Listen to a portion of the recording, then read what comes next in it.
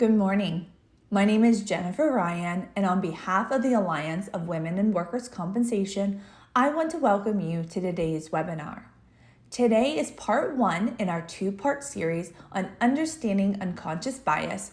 Will last approximately 90 minutes and is a live interactive webinar being broadcasted today, Thursday, May 26, 2022.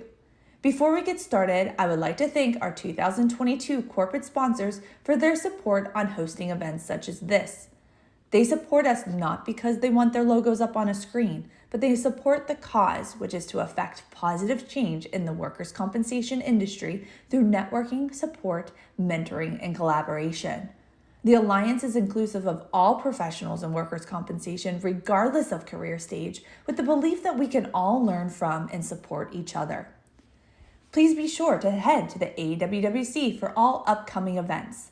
We are excited to be hosting webinars, collaboration sessions, as well as in-person events throughout 2022. Be sure to check back on our website for registration details.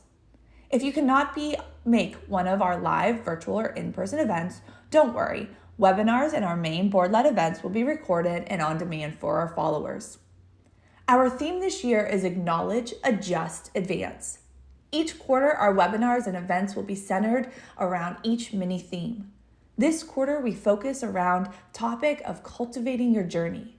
Be sure to join in these discussions as we facilitate both virtual and in-person events. Have you joined our book club yet? This year, we launched our 2022 book club with 6 books to choose from previous keynote speakers that the Alliance had at our events in 2021. If you love reading books, be sure to head to the AWWC website to sign up to join the club. Change is preceded by trust. It is through acceptance and inclusion that trust will be formed and positive impact will occur. The Alliance is committed to creating a safe space in the workers' compensation industry for women of diverse backgrounds and experiences through a shared culture that integrates various perspectives. This is who we are and who we will be. The time to do better and be better is now. The Alliance understands that diversity is a journey that will take time to make meaningful changes in our organization, its followers, and supporters. We will be intentional in making progress along our key pillars of change. The Alliance's pledge is to continue to build and offer resources and training for leaders and emerging professionals in their journey to better understand DEI in their personal and professional lives. Today begins part one of our two-part training series around understanding unconscious bias with Ericka DeBruce. Ericka founded EDB Consulting in January 2016 because of her love for designing inclusive cultures where everyone, regardless of their difference, is valued and engaged. Ericka has held leadership positions where she was responsible for diversity, inclusion, employee engagement, and corporate citizenship at organizations such as Sedgwick, International Paper, BAE Systems, American Red Cross, Blood Services, American Cancer Society, and Talbots Incorporated. Currently, she is a Chief Inclusion and Diversity Officer at Unum, headquartered in Chattanooga, Tennessee. Her specialty is creating safe learning experiences where employees can make connections and engage in dialogue that create culture change through her deep understanding of human behavior and use of humor. Ericka holds a degree in speech communication from Bradley University and a strategic diversity and inclusion management certificate from Georgetown University. As this is a live interactive webinar, Ericka will be asking you to participate through the Zoom chat feature seen on your screen. Please feel free to ask questions and she will answer as many as time permits. As we begin laying the foundation of the series, all we ask of you is to be present. We are all on this journey together. Thank you for the time that you're spending with us today, and we hope you enjoy this webinar.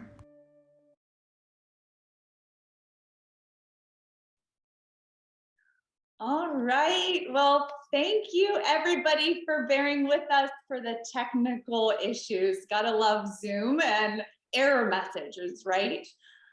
So thank you again, Ericka, for joining us today as part of the 2021-2022 DEI surveys that we sent out to our followers, our board ambassadors, and employer advisory. as well as recommendations provided by our consultant, Nagazi Naji. DEI training was at the forefront of how the AWWC can provide opportunity to learn, opportunity for us to learn better and deepen our personal awareness around supporting the Alliance's goal of embedding DEI in all that we do.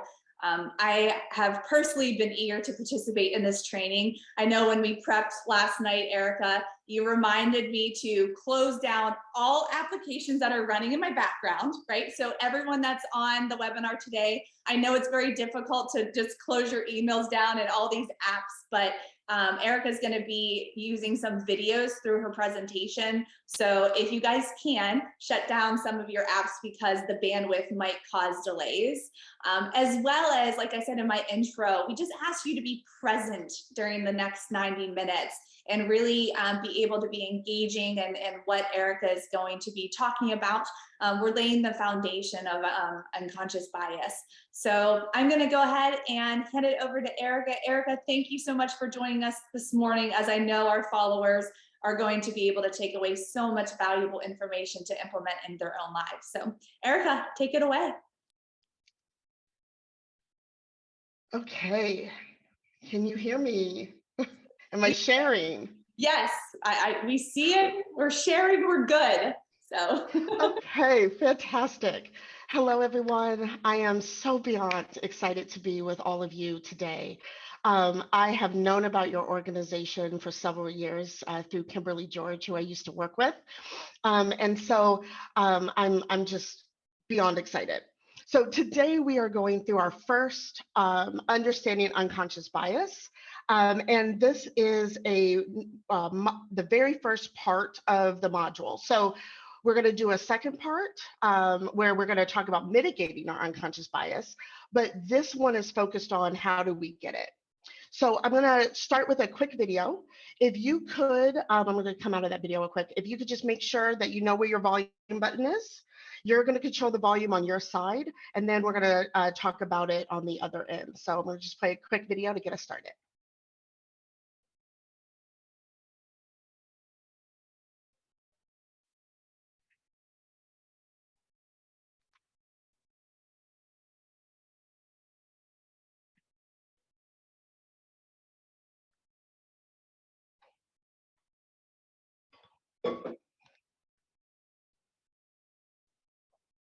Okay, it's my understanding that we do not have sound. So give me one moment. I just want to, I'm going to step out just for just a second. Try to share again. Okay, I see you all. You can hear me, but you can't hear anything else. So let me just try that one more time.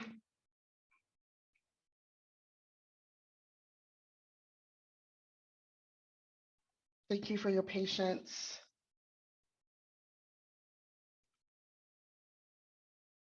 Okay. So as Ericka works on her video, in the chat, let us know what would you like to take away from this webinar? What are your goals based off of the summary and background of what this training will encompass? What would you like to be able to take away from today's webinar?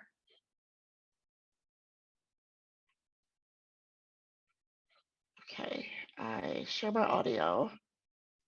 There we go. Now.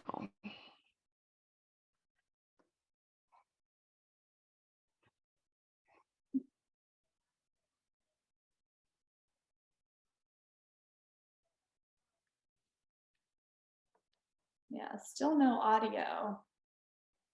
Okay, that's all right. We're gonna just start the video over and we don't need audio for this video. So no worries, I'll just play it over. Okay.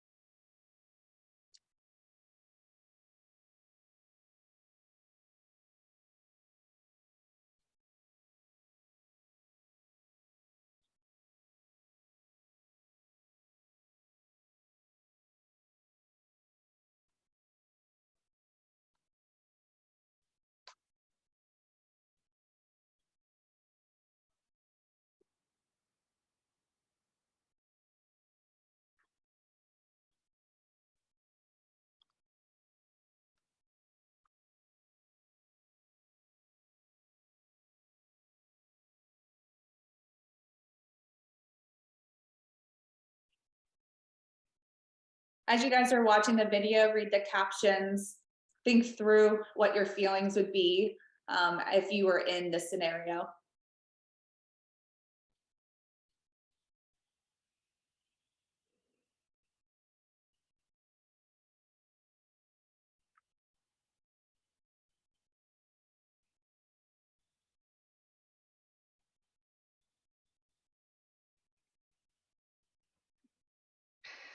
All right, everyone, thank you for your patience.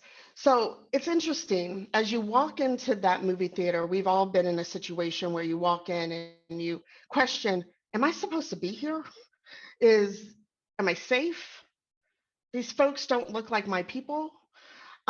We are living in a world that's more divided than ever before. We know that between social media, the news, what just happened in Texas, we have to acknowledge the fact that this is a challenging time. But we also need to realize that one of the reasons why it continues to be so divisive is that unconsciously, even in 2022, we still prefer to be with people who are like ourselves. This happens automatically without any thought that is in our conscious. Part of that reason is because our background drives everything. And when I say our background, I am talking about how we were raised, who we were raised by, the people of authority who gave us our worldview, and where we were raised. That surrounding has given us our worldview. I like to use an iceberg as a great analogy or metaphor for humans. We have a tendency to make up stories, think we have people pegged by the things that we see. But what really makes an individual tick are the items below water. You are looking at me and see that I'm a woman of color. You would also look at me and saying she is a Black woman. But what is below the surface is that I'm actually multiracial. My mom is white and Cherokee. She has red hair and freckles, and she lives in Florida for half of the year. And I guarantee you, she is outside in the sun trying to get darker. And guess what? I'm not. That has never been me. So we have to understand that there are components below the surface that we don't know, but our unconscious biases are typically projected on top of the surface of what we do see. All of these things make up our background. And again, background is how we were raised, who we were raised by, and where. When we think about our background, it is comprised of what we call our social identity. And these are the characteristics and experiences that are based off of the membership of our group. So this is the us concept. One of the most movements are that. So one of those movements is the Me Too movement. The Me Too movement was surrounded by social identity. Something might not have happened to you, but it's happened to somebody you know, or it's happened to another woman. So therefore, there is a movement of solidarity saying, you know what? We are tired of this happening to us. Social identity. But we also have our personal identity, which are the characteristics and experiences that are unique to you. I have a younger brother. And my parents spent a long time coming up with his name. His name is Gregory Carlisle, and they wanted a name that was dignified and significant. We have the same social identity. We grew up in the same house. We have, two parents, or both of our parents work. Our backyard had a basketball court and lived on a golf course. We had similar friends, very similar social upbringing, had very good education. Our personal identity is where we differ. I'm sitting here today in my little cardigan and my ballet flats, and my brother is somewhere with his tank top on because he has tattoos all over his body. His most recent one is a tattoo of an eyeball on his Adam's apple, so that when you swallow, it blinks. Oh, yes, we couldn't be more different. So this is the reason why, right, we can't stereotype or make assumptions because we don't know somebody's personal identity or social identity, right? These two things make up and give us what we call socialization. which is basically the process in which we learn and categorize ourselves in comparison to other people. This socialization happens quite frequently. What I want you to do is I'm about to play a video. There's going to be no sound, but I want you to pay attention to the person in the elevator.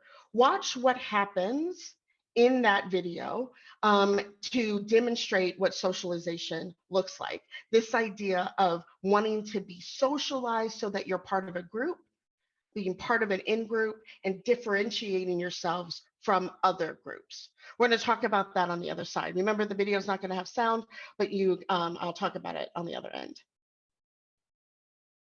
I'm just going to bring this up real quick. There we go.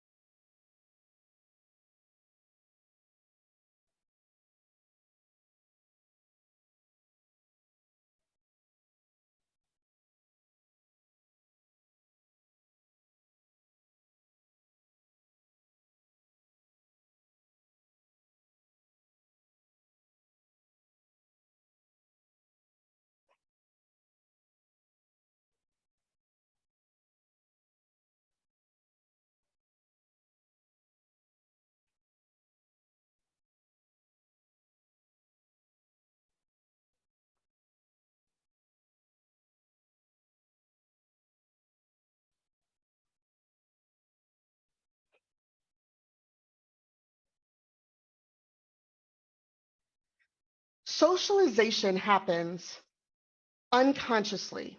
This idea that we are individuals is something that is a misnomer.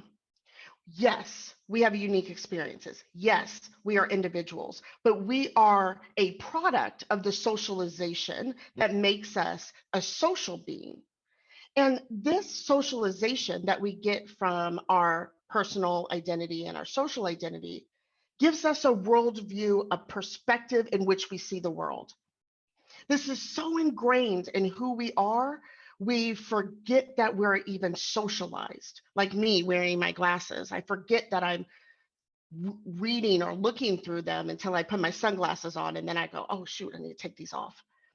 This idea of socialization being a place where we now say that what has been taught to us as right, wrong, good, bad, just, unjust, moral, immoral, becomes so rooted that we think that other people have the same definitions. And our socialization gives us our unconscious biases. We're going to explore that concept. But when we think about the idea of socialization, look at all the ways we are socialized. We are socialized in ways through the media, through our friends and our peer group, through culture, institutions, our workplaces.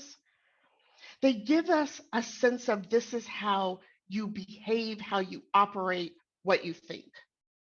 If you don't believe me, think about your organization.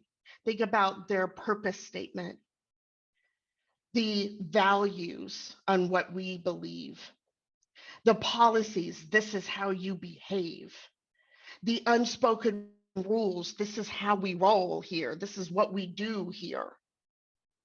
And notice that I'm using a common word, the concept of we. That's how we learn. Is that I want you to think about and put in chat if you've ever said something like this to a small child or a child in your life, a niece, nephew, grandchild, or your own child. Something like, we don't act like that in this house. We don't say those words. in this house. On Sunday, we go to church, we go to synagogue, we go to mosque. My dad's favorite, if they all jumped off the bridge, would you? This idea of they are crazy, but we're not. That concept of we is how we get our socialization. And that socialization gets so programmed into us. I have another video. Remember, you're not going to see sound, but this is brilliant because the idea is I want you to pay attention to the biases that come up. Nobody's going to call you out on it. You can participate in chat on this particular one or not. You're in a safe space of your desk or your home. But I want you to own what you feel or think when I show this video to you. Here we go. Uh-oh.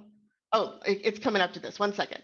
So one of the biggest socializations that we have is the idea of in-group versus out-group. I know it's weird. We're sitting here going, oh my goodness, I separate people who are like me and like us. Absolutely you do. The people who are like you in any given moment, don't think about just us as women or allies of women being men, or I don't want you to think about race. I want you to think about in that moment, in a group setting, what makes you an us. I want you to think about before COVID, oh, the good old days, when we had networking events and we were in a big, large room. And you have a networking event and you walk in, what is the first thing you do when you walk into a networking event? Do you look for somebody who you know? Yeah, you do. First thing you do is look for somebody you know, and then you do a little small talk, right? And then you have a conversation about, yes, this idea, the whole point is to meet people you don't know, but for us to feel safe, we got to find people who are in group, the people who are like us. Before I had a kid, before I had my son, I was in an us. I was in the no kid us, the married no kids us. We would talk about our friends who didn't get sleep. They were like, oh my gosh, I'm so sorry. I'm like, go to bed. Oh my goodness, if I have to eat mac and cheese one more day, stop eating it. I couldn't understand what they were experiencing until I had my own kid and my us changed, my in-group changed. Now my in-group on that dynamic is that now I'm a parent. And I'm like, oh my gosh, you too? So I don't want you to think about this idea of a certain us. It's just anybody you have commonality in that moment. And when you have that commonality, you relax your shoulders. You're comfortable. They get you. What they do is acceptable. The joke is always funny. The opposite of that is the out group. The people who you're skeptical of, hesitant, you're not quite sure. You can't put your finger on it. But there's something not quite right about that person. My brother gets it all the time. I mean, he has a tattoo of an eyeball on his Adam's apple. So, he probably does get a little bit of judgment, yes? People look at him and there is something that they're skeptical about. We were in a store the other day and we were in an elevator and the lady was next to him and he has dreadlocks and, his tattoos are all over the place and, young Black male. And she was standing next to him and she just moved her purse from his side to the other side. That's a bias there. But it was skeptical. There was something about him that made her feel like I need to move my purse. This happens all the time. Our unconscious is what drives that. Our unconscious is this undercurrent. It's that gut reaction. And we're taught to believe in our gut, particularly my ladies are on the phone. We are taught, like in school and university, to trust your gut. If you feel something's wrong, go with that. But our gut is riddled with all kind of fallacies. So we're going to explore our unconscious by talking about our fast brain, slow brain, and we're going to talk about warmth and competence. All right. I also am going to ask Jennifer if there's any questions that I need to jump in, just come in and interrupt. I'm not able to do both and check on chat, but I do see the chats coming in and I appreciate your participation, everyone. I really do. So we're going to start with fast brain, slow brain. Now, I have studied neuroscience. I am not a neuroscientist. Let me be clear. So what I am going to share with you is Ericka's version of teaching you neuroscience. The way that I had to learn it to be able to understand it is how I'm going to teach it to you. And I do best with activities. So I'm going to break down the 3 parts of the brain first. And then we're going to do an activity to reiterate that, and you're going to participate in that. So first and foremost, we have kind of one part of our brain, which is the reptilian part of the brain. It sits at the base of your neck, and every single animal, mammal has one. The other part of our brain is the mammalian part of the brain, which sits more in the middle to the right side of your brain. And then we have the neurocortex, which is up in our forehead. Humans have a very large neurocortex, which makes us completely different than other animals.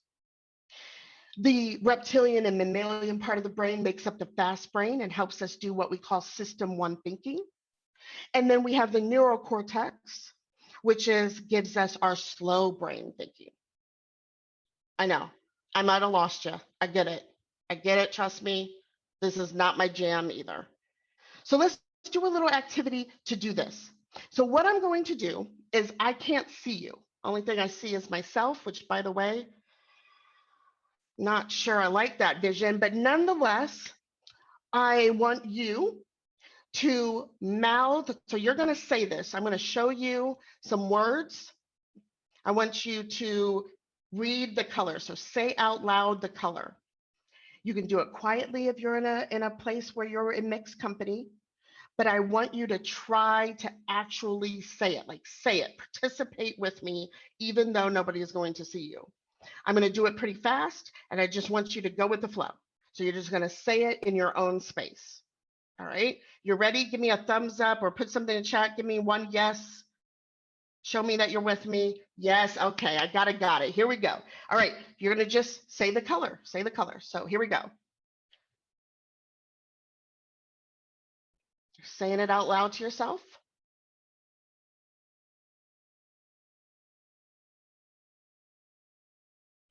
All right, that should have been easy. That should have been good. And then what I wanna explain here is that, even though we have some folks that might have a color spectrum, you're still going to be able to participate in this next activity. So please just go along with us. What you just did was fast brain. We read all the time unconsciously without ever knowing it. Tell me, put it in chat, if you've ever read an entire page of a book, got to the end of that page and have absolutely no idea what you just read. Put it in chat if that's yes. It's not just me. Okay. That's because we read unconsciously all the time. And we have to tell our brain, no, for real, I need you to remember that, like comprehend that. We might close our eyes. We might say it over and over to ourselves to be like, no, for real, remember this. That's because reading is in our fast brain. Our reptilian part of the brain is where safety, danger, fight or flight, where our instincts live. This is where when you walk out into into a parking lot and your gut says, and you start looking around you, right? Or if our brother's walking down the street and he has his dreadlocks are all up, his tattoos are fully displayed. He probably has his AirPods in, listening to probably some rap music if he's anything related to me, because that's what I listen to. And so you walk by and all of a sudden somebody crosses to the other side. They're crossing to the other side because guess what? Their reptilian part of the brain says, hey, that person might not be safe. The other part of our fast brain part of our brain is the mammalian part of the brain. And that's where our emotions and our memory and pain lives. Isolation, feeling alone, social exclusion. We feel that with our mammalian part of the brain. The reason why we do is because isolation, feeling alone, triggers this part of the brain, which is where pain lives. That's why it hurts so bad to be alone or feel loneliness. This combination makes up our fast brain and our system 1 thinking. All right. Or remember, biases live here. Ickiness, discrimination, stereotypes, all that stuff lives here. Okay. Now, Let's watch a quick video. You're not going to remember, you're not going to hear sound because I haven't figured out how to do that. So you're just going to watch. I want you to pay attention to your biases. Everybody pay attention to your biases. Just want you to just experience it. If you are brave, put it in chat. If you're like, I ain't ready, I don't know you like that, Erica, that's okay. Just process it yourself. We'll talk about it on the other side. Here we go.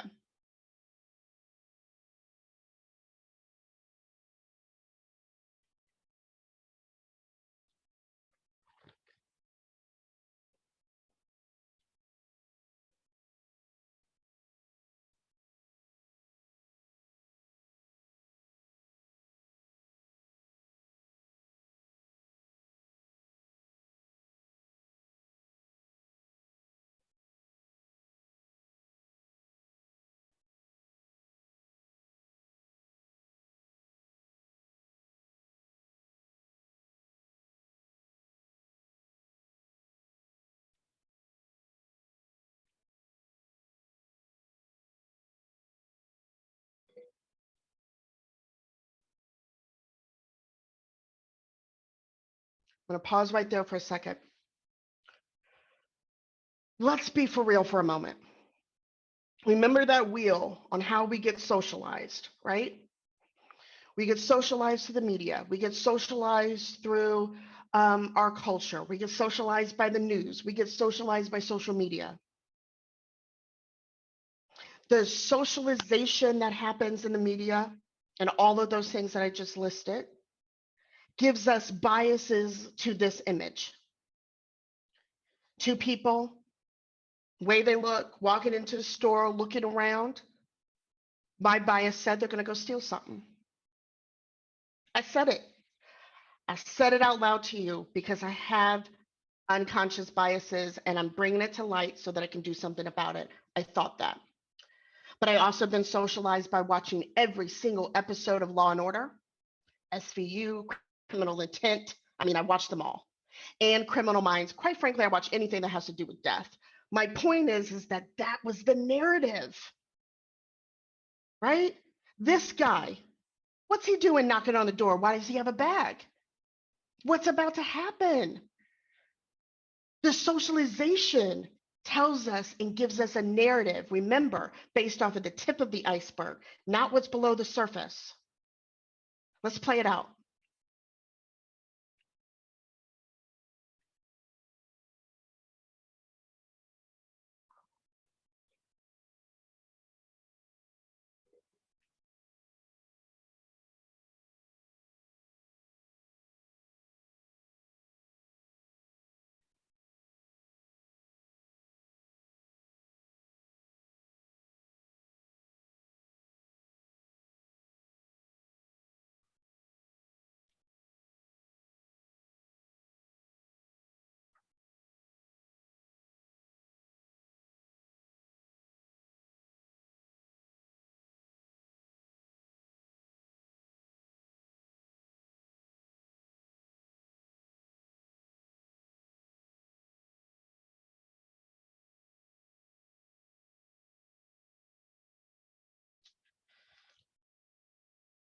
All right.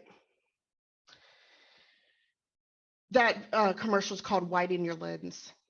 This idea of we have a tendency to make judgments, think we have people pegged based off of the tip of the iceberg, the very little part that we see. But we have to understand that that is given to us by our socialization, right? And so the stuff underneath the surface is the stories that we don't know that we have to overcome and get to by learning people below the surface. Now, we're going to go back to our activity. I want you to do the same thing as you did before, right? Which is you're going to read the color. I'm going to go at the same pace. I want you to go with it, okay? So somebody give me a yes or got it, I'm with you or something. Let me know that you're about to do it. Thank you. All right, y'all. So here we go. You're going to say it to yourself. Let's get going. You're going to read the color. Say it out loud. Here we go.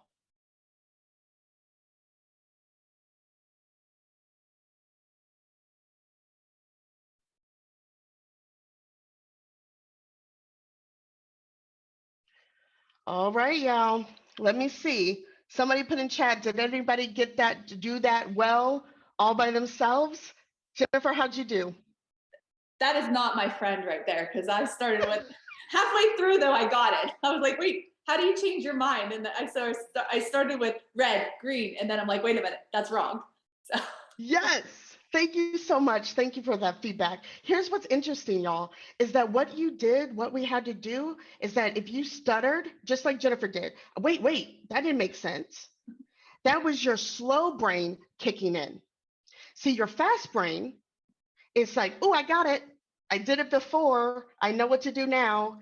And then your slow brain said, wait a minute. No, we don't got it. Hold on. This is wrong. This ain't right. I didn't do that. Your slow brain is where your rational, logical part of your brain lives. This is where all of our opportunities to be good citizen, non-biased, remove inclusive, right? Removing exclusion. But guess what? We use our fast brain 80% of the time. I'm going to let you sit with that for a second. We use our fast brain 80% of the time. The reason why we do is because it saves cognitive energy. It is easier for me to put people in groups because I don't need to think about each one individually. That's too much effort. It's easy for me to judge someone based off of what I can see because talking to them and figure out who they really are, I mean, who has time? I have 29 emails, I have IMs, I have text messages. I got 4 voicemails that I gotta recall back just by sitting here with you today. We don't take the time to activate our slow brain because we use our fast brain 80% of the time. I want to show you a video. This one is great because it actually had no words at all. It was just music. I want you to see how the slow brain can activate inclusion. All right, let's play this one. It's about 30 seconds. We'll talk about it on the other side.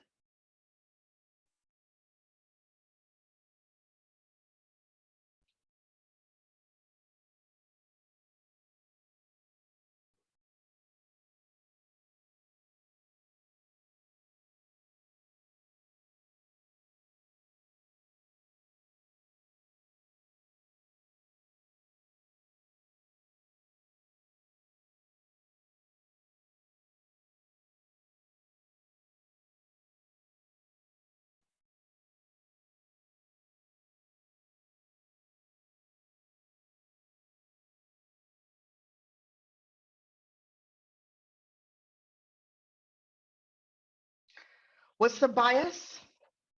What do we think we know based off of what we see? Gentlemen playing basketball, they're all wheelchair bound. That's what we think we see. Let's look below the iceberg. Let's look below the surface.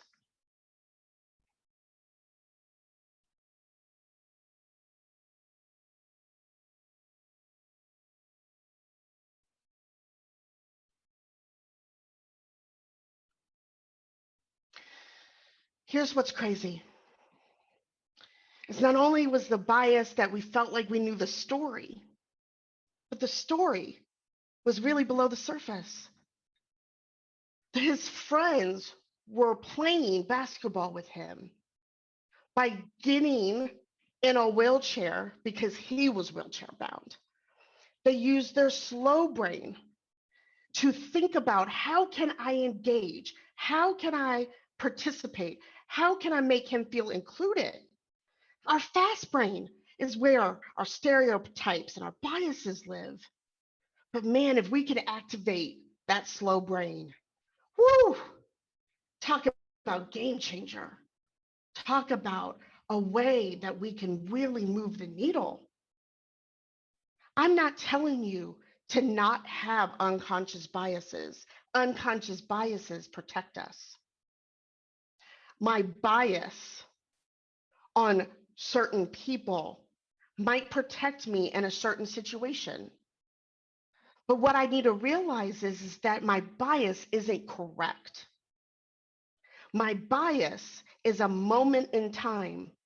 And if I want to move forward past my bias, I have to engage my slow brain to find out what's below the surface, right? That's the action. So now that we've done fast brain, slow brain, now let's talk about the other way that our unconscious bias, how we get our unconscious biases, which is warmth and competence. Okay, so here's what I'm going to do. You're going to get a scratched piece of paper out. Okay, you're not going to use chat here. You're going to get a scratched piece of paper out. It could be on the back of a piece of paper, a Post-it note. It could be on a napkin. It doesn't matter. Nobody's going to see it. You just want to create this chart. You're going to have, I think we're going to do 4 pictures today for the sake of time. So you're going to have 4 on one side, 1, 2, 3, 4, 1, 2, 3, 4 on the other side. Okay. What we're going to do is that I'm going to show you some pictures. Okay. I want you to determine how warm you think that individual is, how warm, and whatever your definition of warm is. I'm not going to give you one because it's based off of your socialization. So how warm they are, 5 being really warm, right? And 1 being cold. Competent, how competent you think they are, 5 being the most competent, 1 being least competent, incompetent, okay? I'm not giving you definitions. This is based off your socialization. I'm going to go fast because I want you to let your fast brain use it, okay? I want you to use your fast brain, think, just let the bias happen, write down your numbers, let's move to the next one. Because we're never going to understand how that fast brain is activated if we don't let it happen in this moment so that we can unpack it together in this training, okay? So I just want you to go with it, just go with it. We're gonna go fast, don't overthink it. Nobody's gonna see your number, all right? So here we go, I'm gonna show some pictures, let's go. So the first one, you're gonna do how warm you think they are in 1 through 5, 5 being really warm. How competent you think they are, 1 through 5, 5 being really competent. Okay, I'm going to give you a couple more seconds. We're using our fast brain. We're moving. You're writing it down on a piece of paper. Okay, go. The next person, we got warmth and competent. Warm, 1 through 5. Competent, 1 through 5. Remember, 5 is your most. Okay, not thinking too much. Going to the next picture. Here we go. 1 through 5 for warmth. 1 through 5 for competence. All right, we got one more. Warmth, 1 through 5, 5 being the most, and competence, 1 through 5, 5 being the most. You should have 4 rows. You should have numbers in each row. You should have 8 numbers. All right, here we go. So I want you to put in chat, what did you use to come up with your number? I don't want you to give me your number. We ain't there yet. What did you use? What did you use to come up with your number? I see facial expressions, general appearance, surroundings. Absolutely. Yeah. Yes. Eye contact, 100%. Great. What they're wearing, their dress. Absolutely. We use this idea of paying attention. We look at somebody, first impressions, and our brain associates warmth and competence. Okay, so amazing study that was done, and I have that source at the bottom. If you don't believe me, right, you might go, Ericka, are you for real? Every time I meet somebody, you're telling me unconsciously I'm determining how warm they are and how competent they are. I'm going to say yes. I'm going to say absolutely, research has proven it. And if you don't believe me, I want you to think about children. I love children because children don't know that they're supposed to do something otherwise. I want you to think about 2 situations for children. One, or scenario A, substitute teacher. Kids, right? Like, okay, substitute teacher. Scenario B, babysitter. Kids look at it and go, hold up. Am I going to like you? You going to be my friend? You going to play with me? Are you warm? And then how much can I get away with while I'm with you? Competence, right? I do this all the time. We do this all the time. We just act like we don't because we're adults. So let's just discover who these people are. I'm going to ask you to put your number in chat for me if you're comfortable doing so. Hopefully we're all friends who can do that. So let's start here. Let's put your warmth number in chat. Yeah, okay, 2s, 1s. I haven't seen a 5 yet. Haven't seen a 5. Okay, I got a 4 from Tiffany. Okay, absolutely. All right, now everybody stop with their warmth score. Now I want you to put your competence score. Start putting in your competent number. Okay, we have some higher numbers. Everybody seeing that? We have higher numbers for competence. Okay, now the idea is that probably some of you are using their surroundings or his background for competence. Maybe I see he's like, kind of a work shed kind of thing. Maybe he's a mechanic. Maybe he's something like that. What do I do? Okay, Mary recognizes him. Thank you. Right, absolutely. Here's what's interesting. Right now, I think he is. I think he's still maybe not necessarily still the lieutenant. He might be in a different place, but yeah. So the tattoo is of his zip code. Let me just say for the record, all tattoos have meanings. His has a meaning, right? So yeah, what did we do? We might have done a little bit of judgment there. Let's look at the next one. Give me warm score. Give me your warm score. Some of you might know them, but just go ahead and put there. Yes, there's some 5s here. 100%. Yes. Competence. Stop now with your warmth. Now put your competence in. Yeah, some of you know who he is. Ted Bundy. Ted Bundy was incredibly masterful, competent at killing women because of his warmth. He actually preyed on women because he would wear a cask or would have a cane and ask women to help him get to his car. He was smooth. He was charismatic. He was flirtatious. We get the creepy vibes now, but I mean, 1970s, girl? Like, I just need you to acknowledge. Now, I got to see, as part of my study, to be able to see him during his trial, not like I was there, but the videotapes. And the entire time he was blinking and blowing kisses and winking at the female jurist because he thought if he could just get one of them to like him, he would be found not guilty. Obviously, he was found guilty. All right, give me your warmth scores here. What are your warmth scores? Okay, some 4s. Got a lot of 5s. Not too many 1s here. So that's okay. All right. Let's pause here on warmth. Now give me your competence scores. Ooh, okay, the numbers dropped a little bit. Numbers dropped a little bit. But we still got some 4s. Not as many 5s this time. Not as many 5s. Okay, so here's what's interesting about this particular individual, and it really kind of gives us a great cast on folks who are of Middle Eastern descent. See, before September 11th, biases around people from Middle Eastern countries was almost non-existent. September 12th, biases radically changed. One day, country changed overnight. Right? So just check it and see if any of your scores kind of went back to biases of yesteryear. All right, give me your warmth scores here. Oh, little low. Okay, let's pause now. Give me your competence scores.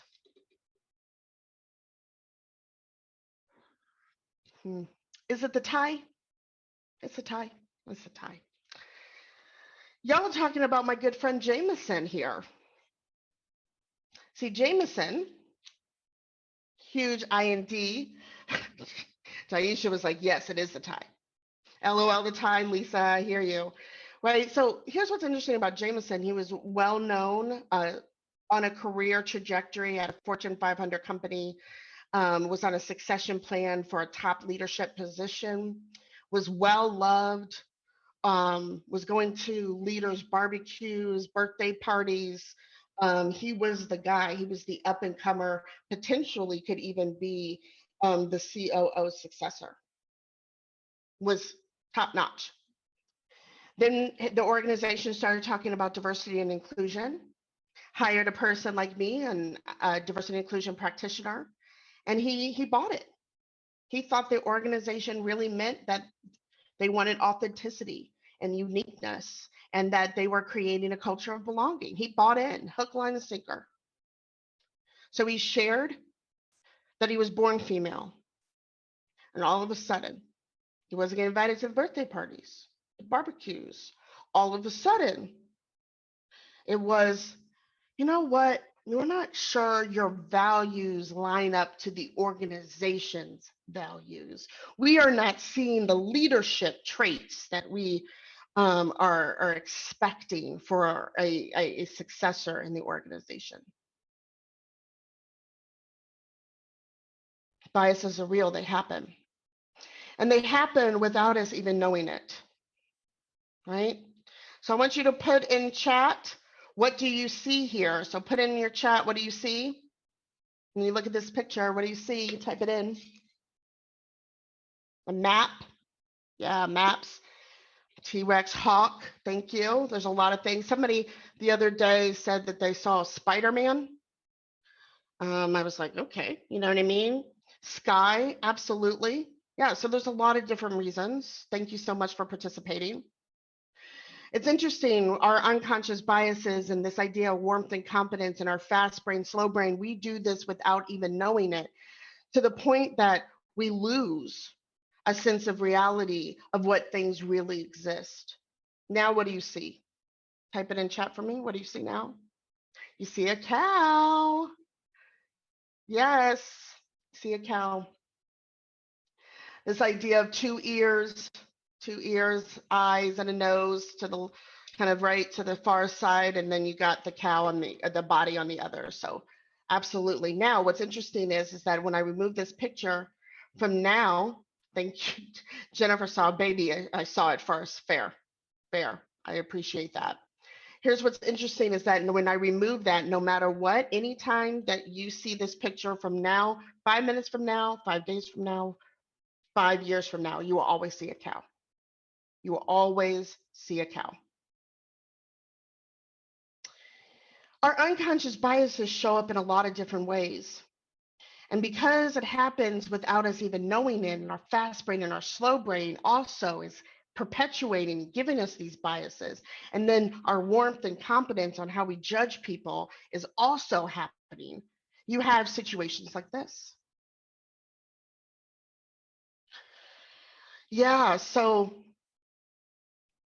2011, 2012, Dove was super excited. They were going to, start their diversity.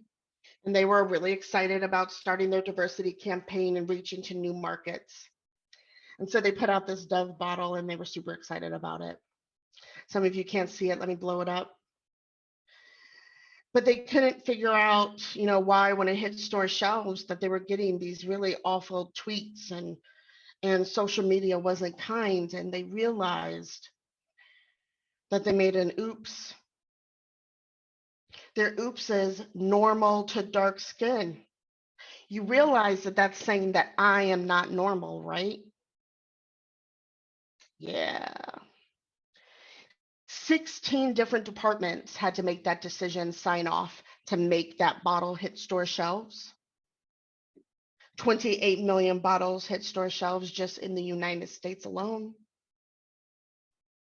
Normal to dark skin showed up in the media, and this is actually the very first time that we Americans noticed that there was a slant in our media happened during Hurricane Katrina. We have to remember, especially for my parents' age, there was one news channel, right?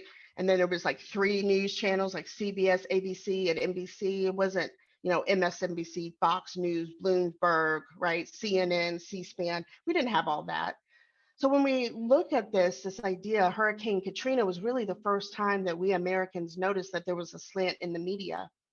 You'll notice that we have the one where we have 2 residents. It says 2 residents wade through chest deep water after finding bread and soda from the local grocery store. There. I get it.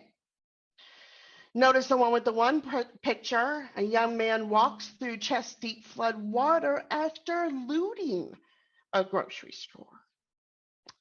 Huh. Can we agree that they're doing the same thing?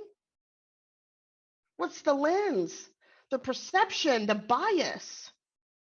Now, until I started studying unconscious bias and human behavior, I didn't know there was a thing called a picture captionist. I didn't know there was a job, a picture captionist, but that's a job.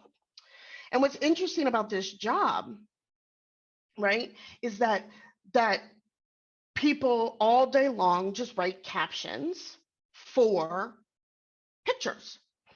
And I had an opportunity to be part of a research team that had a conversation with Chris Grantham and to just talk about media bias. And we were having a conversation with Chris because he wrote this one, and we said, hey, Chris, we just want to just check in. And do you happen to know the picture captionist for the other one, right? For the other picture. And he looked at it and he said, well, I wrote it.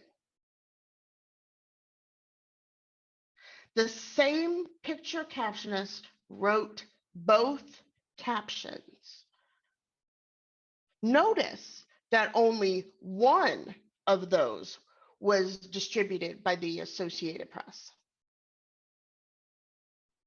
Only one. And isn't it interesting that's that one? Now, you know, I love some conspiracy theories, but I don't want to get too deep. But I find it interesting. We see the world as we are, not as it is. We see the world as we are, not as it is.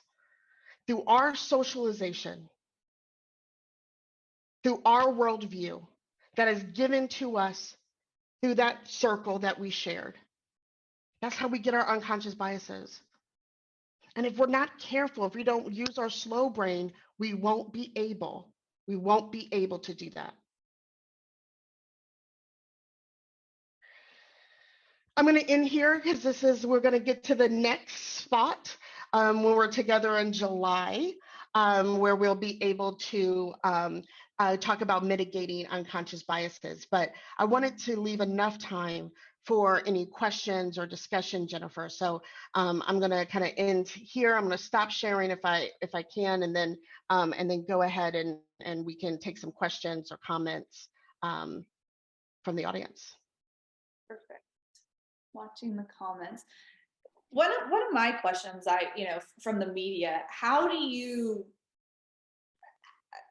get yourself to stop thinking it one way and then changing your mindset to see through? Because if you're using your fast brain all the time, are we gonna, like the next webinar that we have in July, are we gonna talk about how we train our brain to stopping, starting with the fast and then going? Yes. Yeah. So we're going to talk about how to mitigate our unconscious bias, how to disrupt that mental model of fast brain, slow brain. When we think about the media, the best thing to do when doing, particularly if you're looking at the news, so I'm going to start with the news first, is watch the story from all news outlets. So I did that with the massacre in Texas. I watched it on my normal channel, and then I watched it on all the other channels. So it's been covered all day long, right? And so I had an opportunity to see it on different news channels. That gives me an opportunity to see the spin that's coming on it. What's also interesting is that newspapers and websites associated to newspapers are still required by the ethics that we are used to, meaning that it has to be factual. It's only opinion if it's in the opinion section.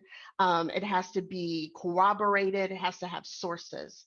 I get my facts from the newspaper and through like the websites like Washington Post, New York Times. That's where I get my facts from, because everything else is just commentary. And then when it comes to TV shows, right? I really try to watch shows at least once a week. I don't do it often, I'm going to be honest, but I do once a week where I watch a show that is not my genre. It just helps me get a little balanced. And so that's how I got hooked on Downton Abbey. I have to let you know that is not, you haven't seen one Black person in Downton Abbey. So that's, I mean, it's not necessarily my crowd. You get what I'm saying? But nonetheless, I was like, I want to experience that. I want to see what everybody's talking about. So I watched, then I got hooked, and I'm like, oh, now I've watched almost every season. And then I went to the movie. But that's my recommendation. Mm-hmm. Oh, and don't get me started on Bridgerton. Oh, y'all, hello. And I just want to say, Bridgerton actually came out of the kind of feedback on where is the diversity in Downton Abbey? Gotcha. Why is there not any other, people that look different, right? And first of all, they're reflecting the time, so we got to be honest here. Like, I was just in Dorking in the UK, and between Dorking and Basingstoke, and I was the only chocolate chip in that cupcake. So it is reflective of the geography, it's reflective of the times. But Bridgerton came out of that feedback. I liked what Kayla said. Kayla said, definitely give yourself room and grace to learn and grow. We have to be flexible in your thinking, and it's okay to admit that we're learning, right? Yes. That's where this place is, that we are here at the Alliance of, this is a journey. We're all in this together. And, with webinars like this, and Ericka, I just want to thank you for, starting this foundation of the conversation of, why is this even happening? Where does this start, right? Because I think, what did you say last night when we were prepping? When you have to understand where it started, where it began. To be able, yeah. Like, so it's really important. I think what I have found frustrating from a person who studies this as my job is that we want to talk about our unconscious biases and we want to get rid of them. And that's where most of the conversation starts. But if you start with unconscious biases and what unconscious biases you have, people automatically get into the defensive, because this work is very personal. You're talking about who I am, you know what I mean? And what I think. So by going backwards one step and saying, why do we have them? What was the purpose? Mm-hmm. The brain's purpose of creating bias was to protect us during caveman times. So it was for us to be able to really quickly assess, are you enemy or are you friend? And if you're enemy, I need to run. And that's the reptilian part of the brain.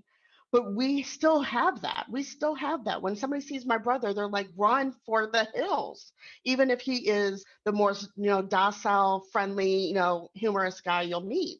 But his image reflects that. Do you get what I'm saying? So understanding that, one, I'm not a bad person. Everybody has unconscious biases. Two, my unconscious biases came from somewhere. And that is a product of my surrounding. And I can mitigate, only then can you mitigate and say, now how do I change my surrounding?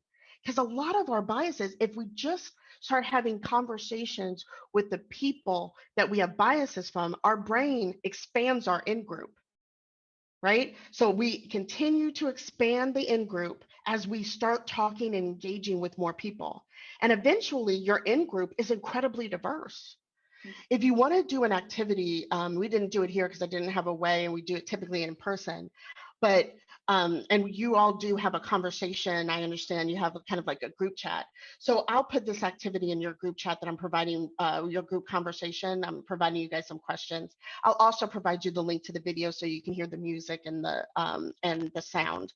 But one of the really great things to do is to just, put, your dentist, your doctor, your favorite teacher, yes, your favorite teacher, your children's school, like just kind of capture all the things you interact with, and then write down their race. Typically, we're in a very homogeneous group. You might be, we do it in person with beads, and we have a tendency to surround ourselves with people who are like us. The best thing you can do to mitigate unconscious biases is to diversify your cup, diversify the people you surround yourself with. Your out-group limits, it gets smaller, your in-group gets bigger. And then now it's like, oh, my bias, I don't have a bias against so-and-so. I know so-and-so. And it changes the narrative in your head. So that's the best way. But again, you have to understand what your surroundings are, your upbringing, your background, for you to unpack it so that you can mitigate the biases that came from it. Yeah. I always say that my opinions, what I believe in is the experiences that I've had up until today. And if Right. I am exposed, if I can learn something different, then it changes you, it grows you. You don't need to feel ashamed. I think as I've been going through this, if I want to be vulnerable, at first I thought, is my whole upbringing a sham? Like, was I like, I had this lens that I actually did feel a little bit shameful at first, but I think through conversations like this, it allows you to like have grace for yourself. Yeah. I'm not a bad person. I try to come at it with a very open mind. And these conversations, I think, are just so valuable that we can have a safe place to talk about, this journey. So what you're experiencing, I just want to say this for the group. There's a difference between guilt and responsibility. Guilt is past focused and requires shame, where responsibility is future focused and is around action. The guilt part does nothing for us. That doesn't, you know what I mean? That does nothing. Responsibility, by saying I am now aware and I'm going to do action, is where the power lives, right? So the upbringing, everybody's upbringing brings us to who we are. It's powerful. I don't want anyone on this call to think that their upbringing is not ideal, unless it's ideal, and only you can say that. But what I want to say is that, it comes out in ways that we least expect it, but it also is sometimes really good. My son is 6, and he's in kindergarten. It was his first day in summer break yesterday. We've never experienced summer because he's always in daycare, and they went all year round. So he said my name 87 times, mommy. And I counted because that's how I was staying calm. So every time he said my name, I just put a tick mark on a Post-it note. And by the time I got done with the day, it was 87 times. And at like 53, I had a break. Don't judge me. Had a little, don't say my name. And I said, Bryson, you say my name one more time without telling me what you want.